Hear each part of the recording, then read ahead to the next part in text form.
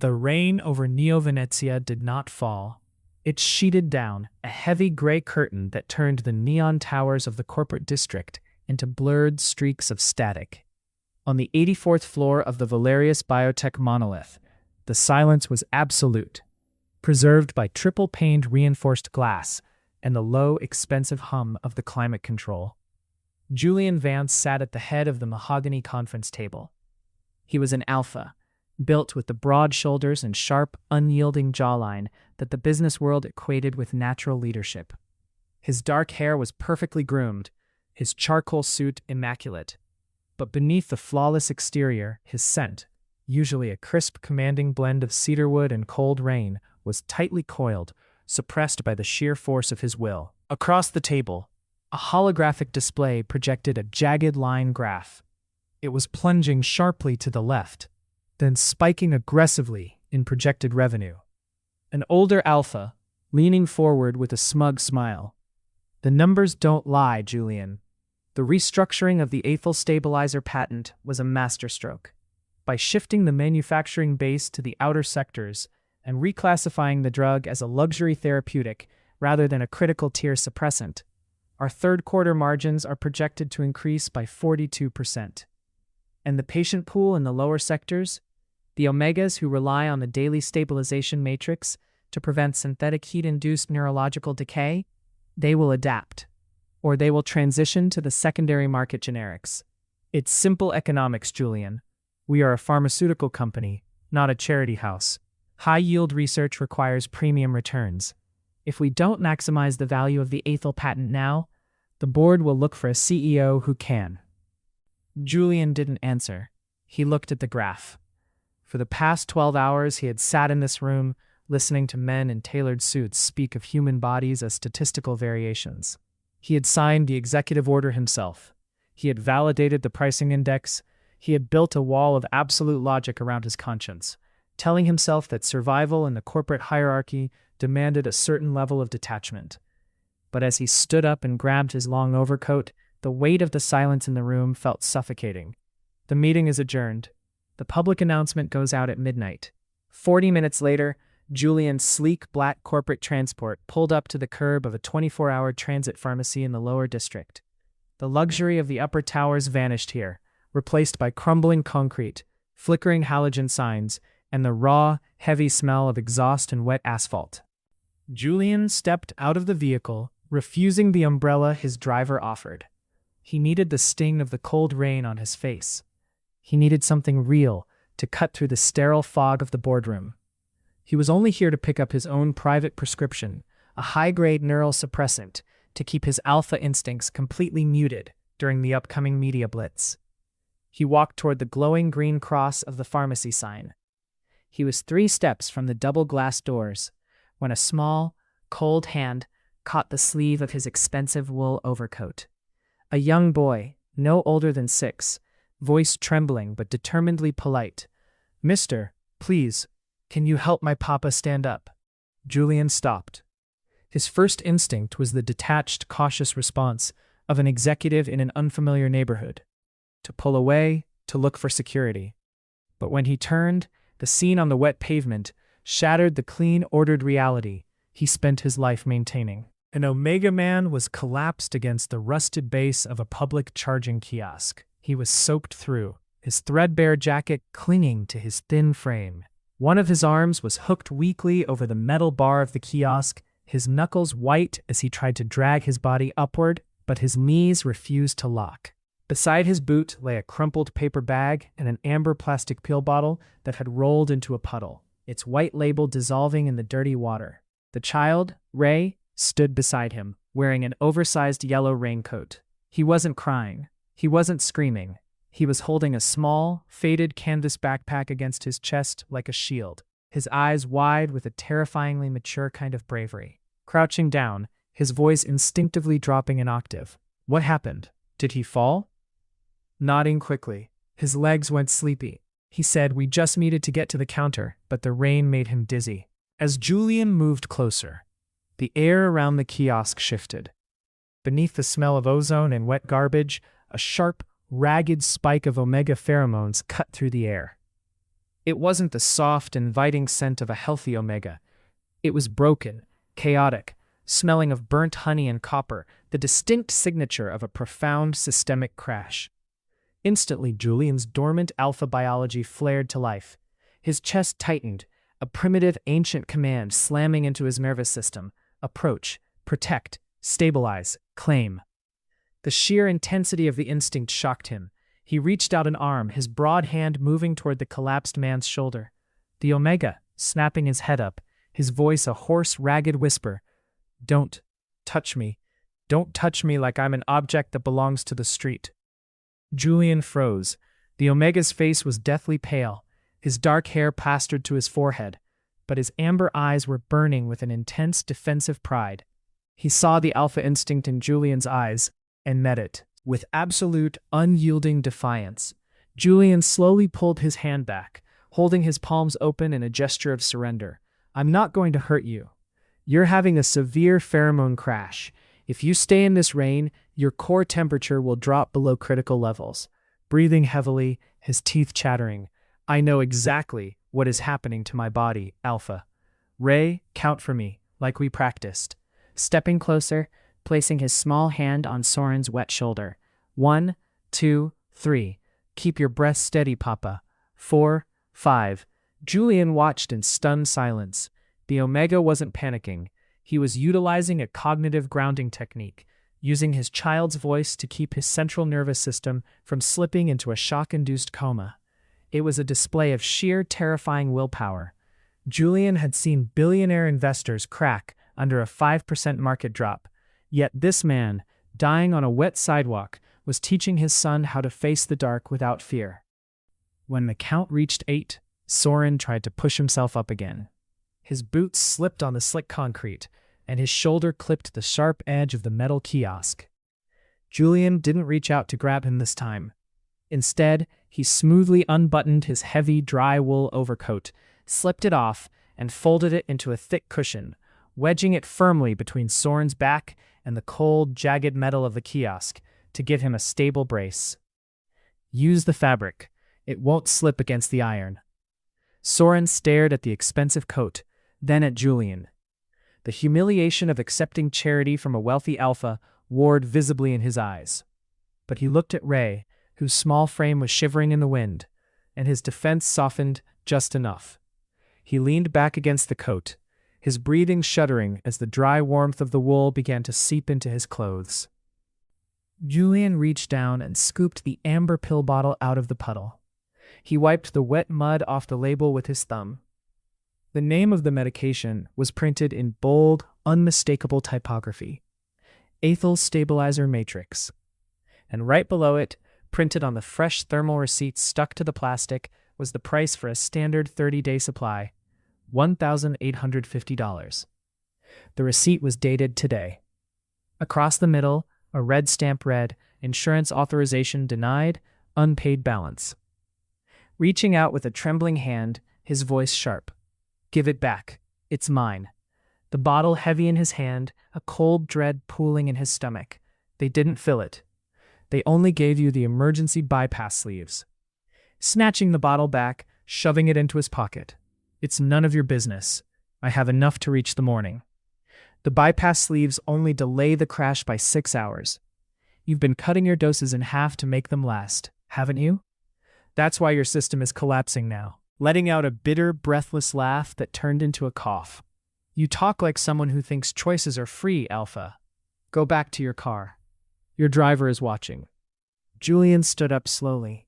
As he did, the motion pulled back the cuff of his suit sleeve, revealing the gold-plated cufflink engraved with the stylized V logo of Valerius Biotech. Soren's eyes tracked the movement, freezing on the emblem. The silence that followed was louder than the thunder rolling over the city, voice dropping all its warmth, turning into something cold and dead. Valerius Biotech, you're from the executive tier. I am. His fingers tightening around the fabric of Julian's coat, his knuckles turning bloodless. The new pricing index, the reclassification of the critical tier stabilizers. It was signed off by the executive office this afternoon. Holding his ground, though every word felt like a physical blow. It was a board directive, to preserve manufacturing viability, staring up at him with an expression of profound, devastating clarity. Don't use your boardroom lies on me. You didn't preserve the medicine. You just made it so the people who built the foundation can no longer afford the cure. Get away from me. Take your coat and leave. Julian Vance, a man who had an answer for every economic panel and hostile shareholder in the hemisphere, stood under the freezing rain and found himself completely, utterly silent. Inside the pharmacy, the air smelled of floor wax and cheap ozone filters. The fluorescent lights overhead buzzed with a low, irritating frequency.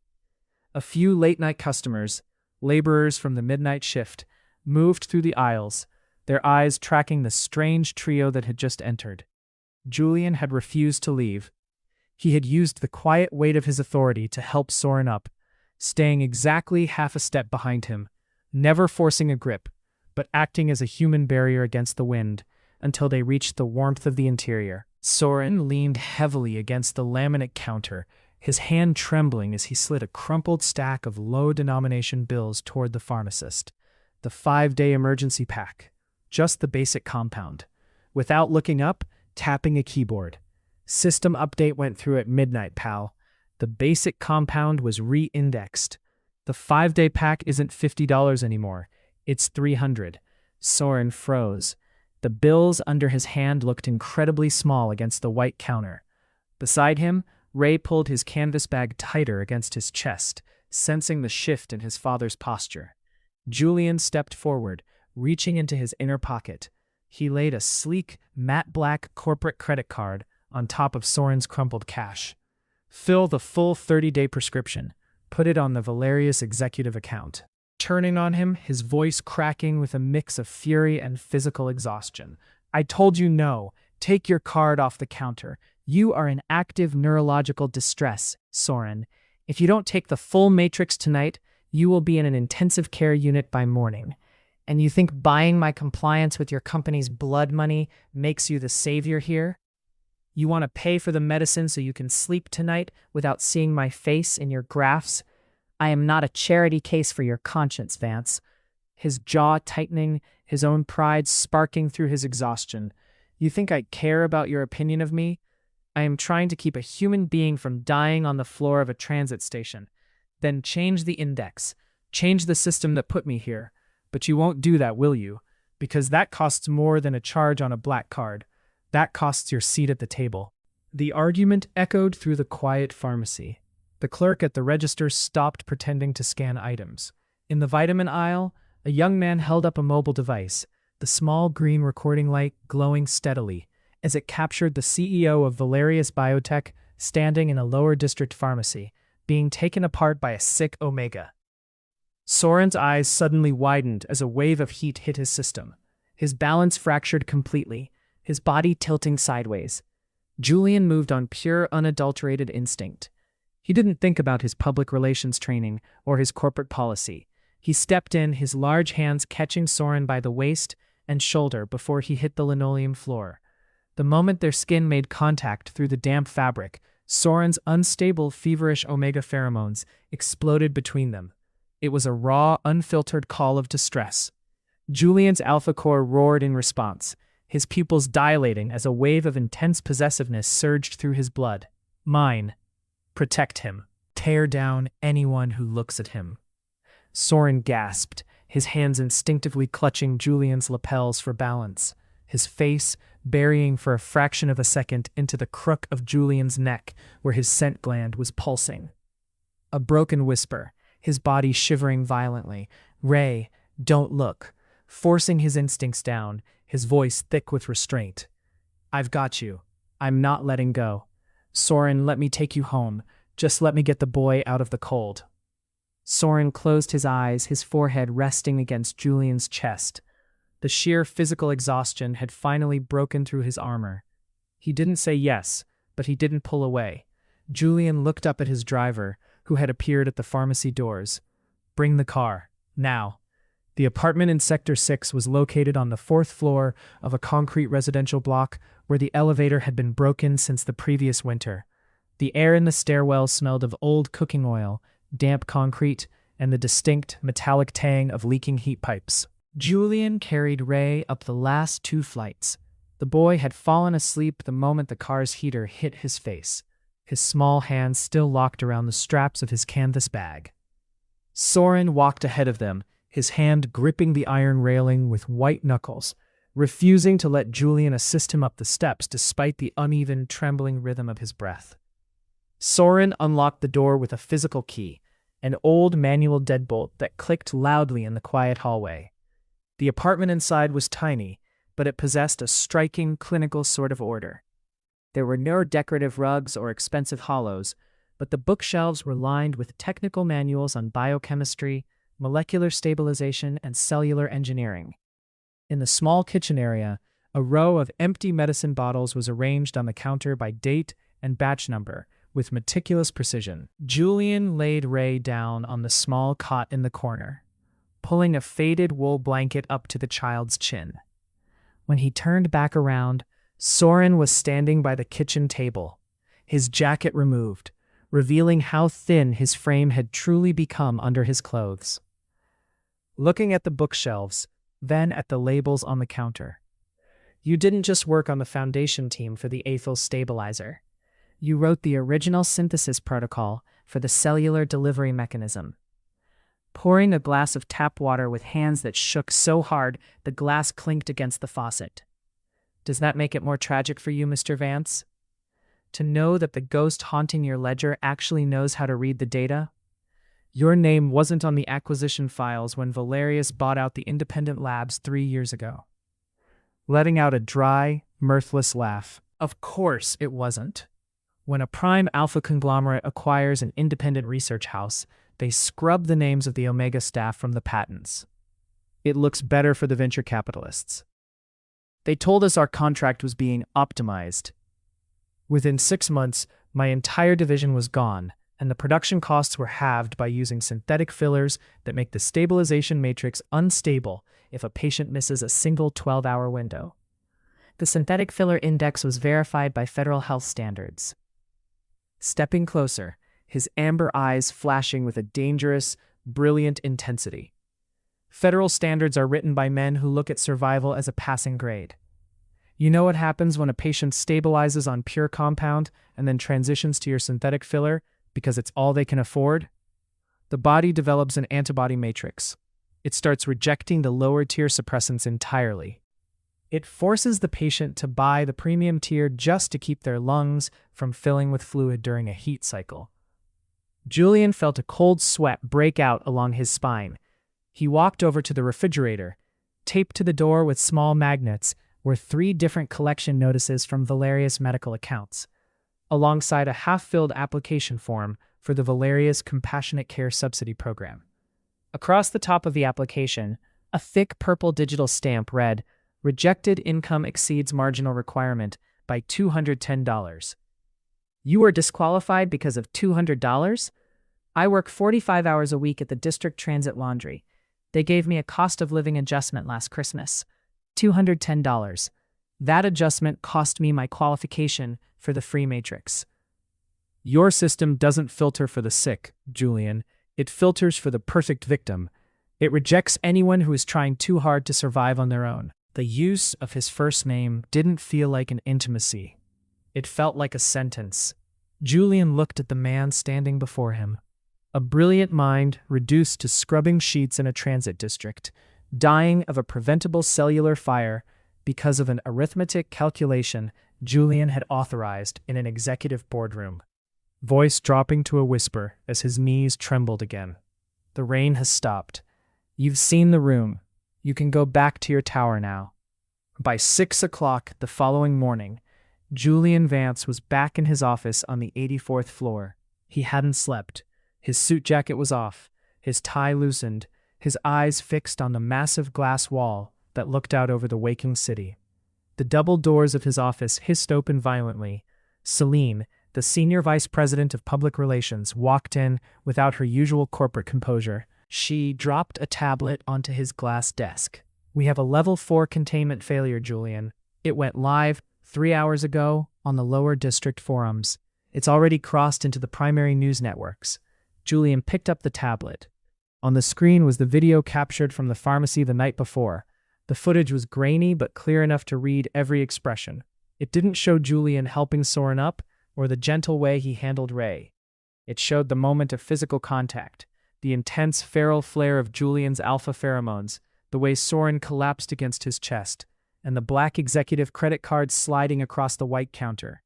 The caption scrolling beneath the video read, "Valeria's CEO confronts collapsed Omega researcher in District 6, experimental exploitation or corporate coercion." The market opened 10 minutes ago. Valeria's stock is down 6 points. The online commentary is a bloodbath. Half the independent distributors are demanding a statement, and the board of directors has called an extraordinary session for noon. Voice dangerously calm. What is the PR recommendation, Celine? We frame it as an isolated act of executive philanthropy.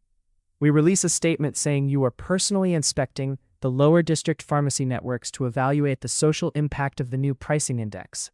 We establish a trust fund for the Omega in the video, buy out his silence with a non-disclosure agreement, and move him out of the district before the media can track his identity. Standing up, his presence towering over the desk. He has a name, Celine. His name is Soren Dane. And he wrote the foundation for the very drug that pays for this office. Unfazed, her voice sharp as glass. His name is an administrative variable, Julian. Right now, that variable is threatening to erase $3 billion in market capitalization before the closing bell. The board doesn't care about his history. They care about your liability. Turning his back to her, looking down at the streets below. Tell the legal team to prepare the archive files on the original Aethel acquisition. Every research report, every internal safety warning regarding synthetic filler substitution. I want it on my desk by noon. A long, tense pause. Julian, if you bring those files into the boardroom, you aren't just defending an Omega. You are accusing the company of systemic neglect. They will remove you before you finish your opening remarks. Let them try. The news of the scandal did not take long to travel beyond the corporate boundaries of Valerius Biotech. In the penthouse suite of the Arden Capital Spire, Caden Arden sat in a leather chair, watching the viral footage repeat on a loop against his wall. He was an alpha of a different breed, sleek, predatory, and completely untroubled by the moral gray areas of the market. He tapped his fingers against his knee, his scent, something sharp and artificial, like copper wire and wintermint, filling the room. Speaking to his assistant, the Omega in the video, find his address. If Julian Vance is stupid enough to leave his scent all over a lower district researcher during a market crisis, it means that researcher holds something valuable. Either a patent extension we can steal, or a knife we can use to cut Vance's throat at the next shareholder meeting. Bring my transport around. Let's go visit Sector 6. Back in the Sector 6 apartment, the air had grown thick and hot. Soren sat at the kitchen table, his skin flushed with a deep, unnatural pink. The temporary stabilization from the pharmacy bypass sleeves had completely worn off, and the early stages of a full synthetic heat cycle were beginning to warp his senses. Every breath felt like breathing in broken glass. The back of his neck, where his undeveloped scent gland lay, was throbbing with a dull, white-hot agony. Sitting on the floor, looking up with tears in his eyes. "Papa, you're hot again. Like the time before the hospital. Should I call the pharmacy man?" Forcing a weak smile, his hand shaking as he wiped a bead of sweat from his eye. "No, sweetie. Papa just needs to rest his eyes for a minute. Go into the bedroom and close the door, okay? Play with your blocks. Papa will be fine." The moment Ray's bedroom door clicked shut, Soren let out a low, ragged moan, his forehead dropping against the cool wood of the table. His phone on the counter was buzzing incessantly. Messages from news outlets, block numbers from corporate legal departments, alerts from the laundry service telling him not to come in for his shift. Suddenly, a heavy, aggressive knock rattled the manual deadbolt of the apartment door. Soren didn't move at first. He thought it was a reporter.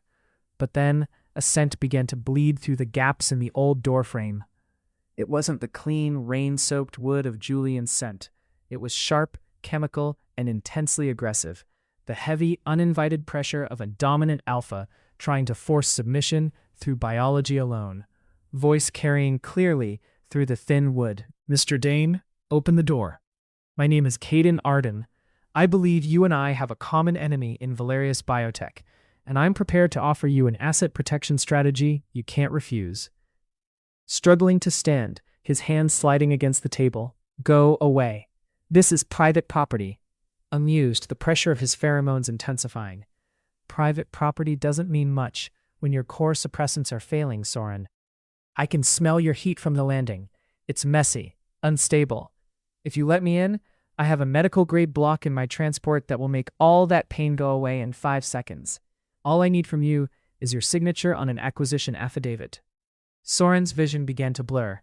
The alpha pressure from outside the door was slamming into his compromised nervous system, forcing his primitive omega biology to trigger a defensive compliance response. His knees buckled, and he slid down against the kitchen counter, his breath coming in short, terrifying gasps. He reached up to the counter, his fingers brushing against his phone. His mind was spinning, sliding into the dark. He didn't want to call Julian Vance. He didn't want to depend on another corporate executive. But as his fingers touched the screen, his memory flashed back to the pharmacy, to the alpha who had dropped his own expensive coat into the mud just to give him a stable place to stand. With the last shred of his consciousness, Soren tapped Julian's number and dragged it into a text line. He didn't write an explanation. He didn't ask for help. He just sent a single character, a period, before his hand lost its strength and the phone clattered onto the floor. In the executive hallway of Valerius Biotech, Julian was walking toward the grand boardroom doors when his wrist comm vibrated with a single, high-priority alert from an unregistered number. He looked down at the display, a single dot against a blank screen. He stopped in his tracks, his alpha core, already primed by the encounter from the previous night, translated that single character into an emergency beacon. Walking beside him, holding a brief, "Julian, the directors are waiting. We have 90 seconds before the opening statement goes live to the financial wires." Turning toward the service elevator, "Cancel the opening statement. Postpone the session." Stunned, running to keep up. "Are you insane? You can't leave now. If you walk out of this building during an extraordinary session, the board will vote for your immediate termination by default." Slamming his hand against the elevator override button, his voice dropping into a low, terrifying growl that made her step back. Let them vote. 10 minutes later, Julian's transport was tearing through the transit lanes of District 6, its sirens clearing the low-tier freight trucks from the asphalt. Julian sat in the back seat, his hands locked into fists so tight his knuckles were bleeding. The distance between the upper district and the lower slums had never felt so vast, so cruel. When he reached the 4th-floor landing of Soren's block, the air was toxic with the smell of winter mint and copper wire. Caden Arden was leaning against the concrete wall, his 2 corporate security guards preparing a portable laser cutter to override the manual deadbolt of the door. Voice echoing like thunder down the narrow hallway. "Arden, clear the landing." Turning slowly, a cold, mocking smile on his face. "Well, look who decided to join the lower class. You're a little late for the cleanup, Julian. Your stock dropped another 2% while you were in transit." Walking toward him, his movement deliberate, his alpha scent exploding from his skin like a physical shockwave. "I am going to say this exactly once, Caden. If your men touch that lock again, I will personally ensure Arden Capital is tied to an antitrust investigation that will strip your family name from every sector in the hemisphere." Step away from his door, his smile faltering as he felt the raw, primitive dominance in Julian's presence. "You're throwing away a billion-dollar merger over a broken Omegaverse? He's a ghost. He doesn't even exist on your registry." Stepping into Caden's personal space, his eyes burning dark. "He exists to me. Get out of my sight." Caden stared at Julian for 3 long seconds. He looked at the security guards, then down at the floor where Julian's scent was completely crushing his own winter mint pressure. Realizing that Julian was operating on pure, unregulated pack defense biology, a state where corporate logic no longer applied, Caden backed down, signaling his men, "Let's go. He's already ruined his own career. We'll just buy the company after the board fires him tomorrow." The moment the landing was clear, Julian didn't wait for a key. He slammed his shoulder against the old wooden door, the frame splintering with a loud crack as he forced his way into the apartment. The room was burning hot. Soren was curled on the linoleum floor near the counter, his breathing shallow, his skin glistening with sweat as his system began to slip into a heat-induced delirium. Julian dropped to his knees beside him, his hands hovering over Soren's body, his heart hammering against his ribs. Soren, look at me. I'm here. I'm not letting anyone else in." His eyes opening halfway, unfocused and glazed with fever. "Alpha, it hurts. The synthetic compound. It's burning." I know it is. Listen to me, Soren. Your system is rejecting the filler matrix. I can stabilize the neural path using my own scent, but it requires an active permanent bond mark to override the synthetic decay. I won't touch you unless you tell me yes. I need you to choose it." A tear sliding down his flushed cheek, his fingers catching Julian's wrist with a surprisingly desperate grip. "If you mark me, do you own my research? Do you own my name?" Voice cracking with raw emotion. "No, nobody owns you, Soren.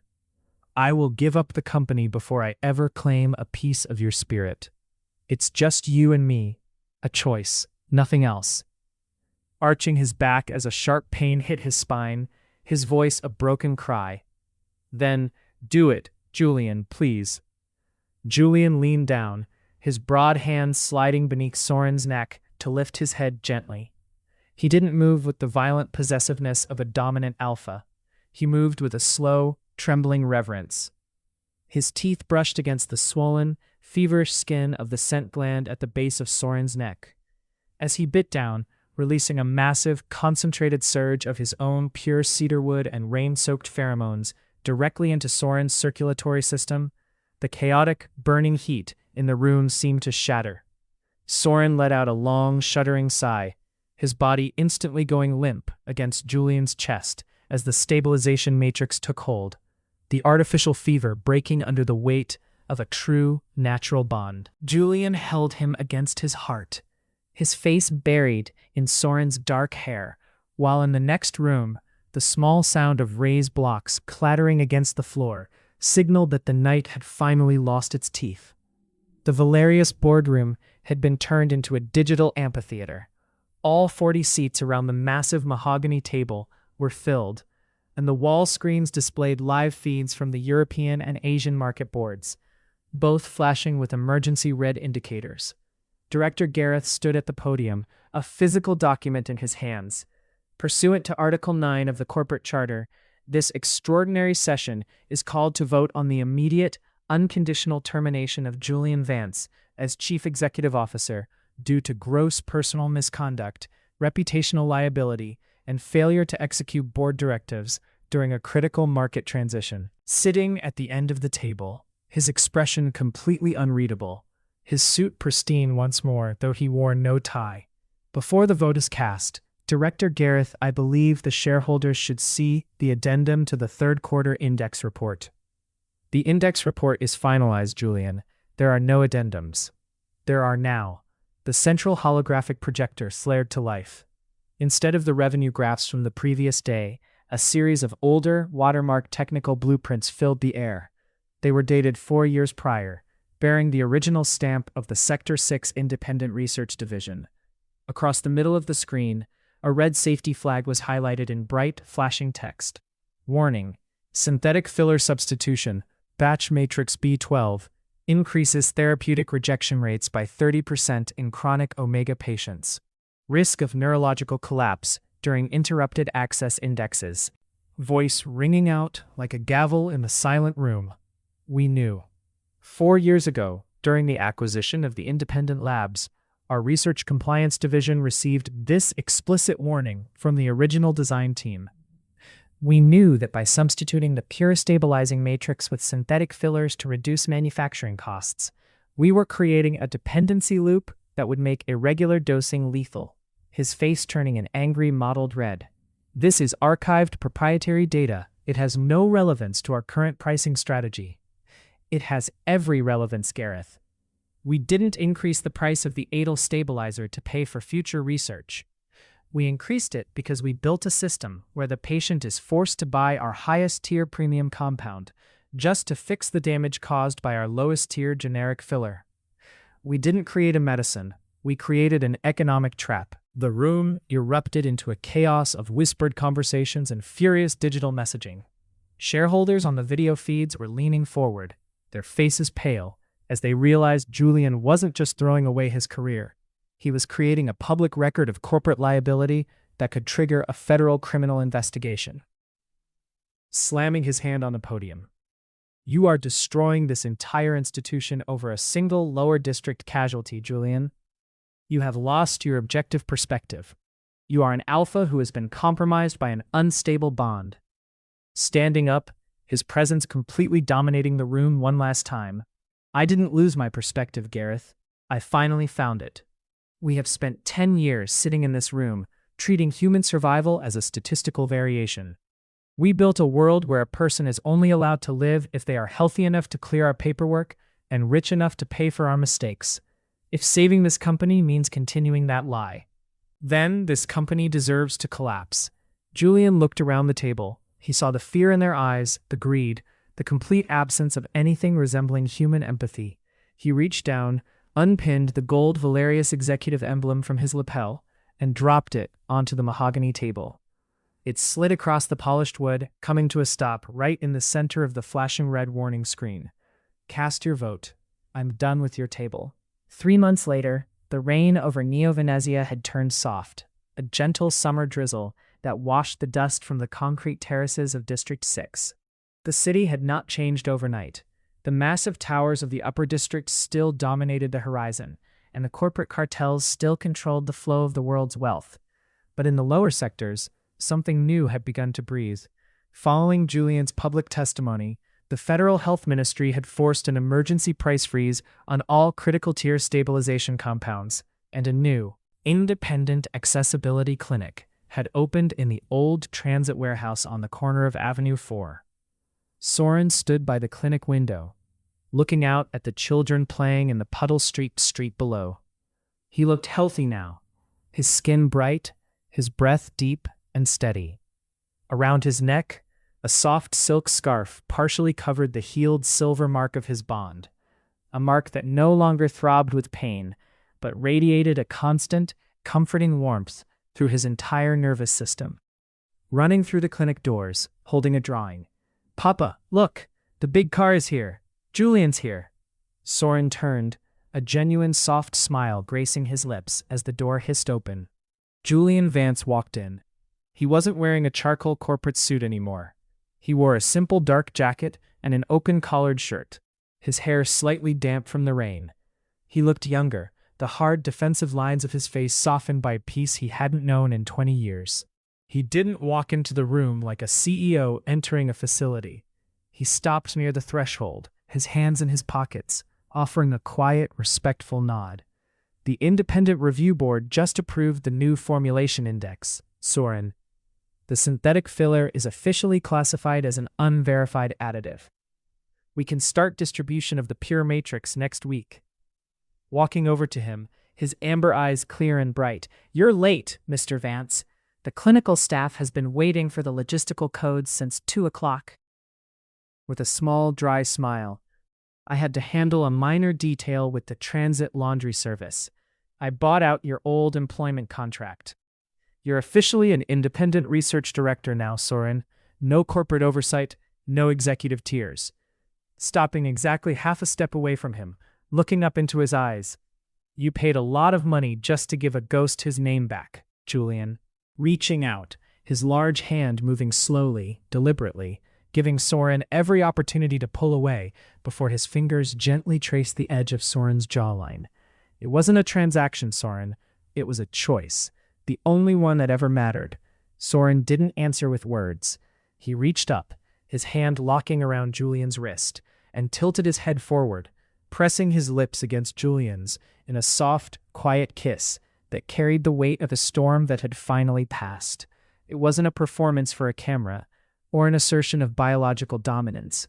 It was the simple, beautiful reality of two people who had looked into the dark together and refused to let each other fall alone.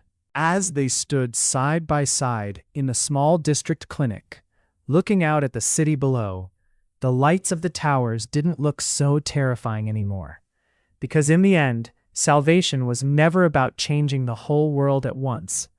It was about standing beside someone long enough for them to believe they had a right to stay alive.